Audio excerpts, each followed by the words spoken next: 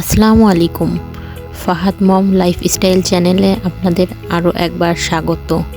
কাছে এবং দূরে, দেশ এবং দেশের বাইরে যে যেখান থেকে আমাদের এই ভিডিওটি দেখছেন, আশা করি সকলে ভালো আছেন। আল্লাহর রহমতে আমরাও ভালো আছি। আজ প্রচণ্ড শীত পড়েছিল। সকাল 9টার পরে ঘুম থেকে উঠেছি। তারপরেও দেখেন বাহিরের অবস্থা। যদিও আমি আম্মুদের এখানে আছি, পুরা গ্রাম। কয়েকদিন হলো ভিডিও কন্টিনিউ করতে পারিনি, কারণ আমার আম্মু অনেক অসুস্থ ছিল। সেই জন্য আজ থেকে আবার নতুন করে ভিডিওটি শুরু করলাম। আপনারা যদি আমার চ্যানেলে নতুন হয়ে থাকেন তাহলে প্লিজ চ্যানেলটিকে সাবস্ক্রাইব করে দিন এবং একটি লাইক দিয়ে ভিডিওটি কন্টিনিউ করতে থাকুন। তো সকাল 9টার সময় এখন পর্যন্ত এই পরিমাণ কুয়াশা। যদিও আজকে সারাদিনে আর রোদ উঠছিল না, আমি তো ভয়েস দিচ্ছি অনেক রাতে।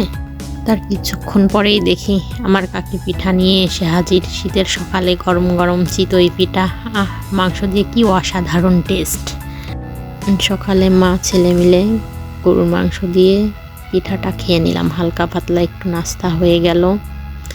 তারপর খানিকক্ষণ বসেই ছিলাম, প্রচণ্ড শীত করছিল।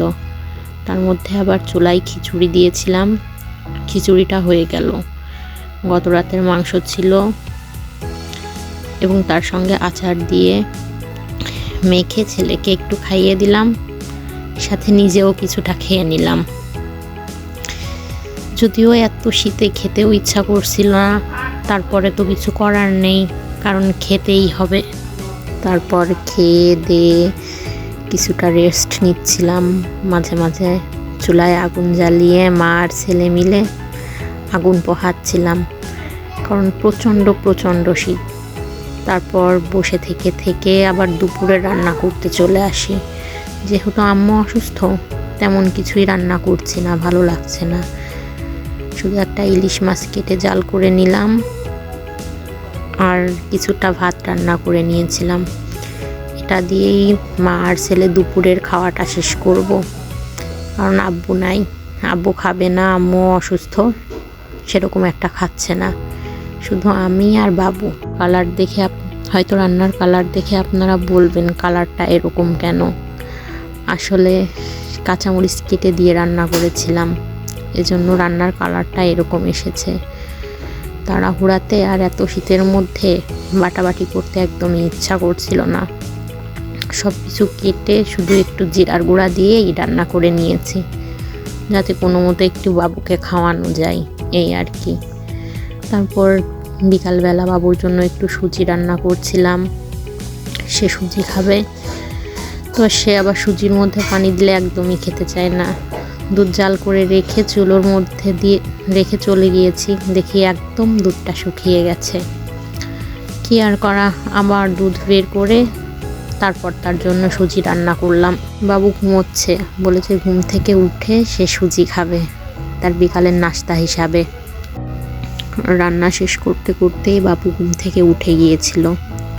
ওই গরম সুজি তাকে দিলাম, সে ফু দিচ্ছিল আর খাচ্ছিল, ফু দিচ্ছিল আর খাচ্ছিল।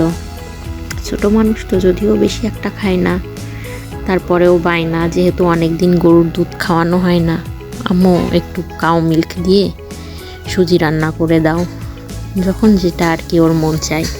ভেবেছিলাম আজ নদী দেখতে যাব, কিন্তু আর যাওয়া হয়নি। আমাদের বাড়ির থেকে নদীর দূরত্বটা মাত্র 1 মিনিটের।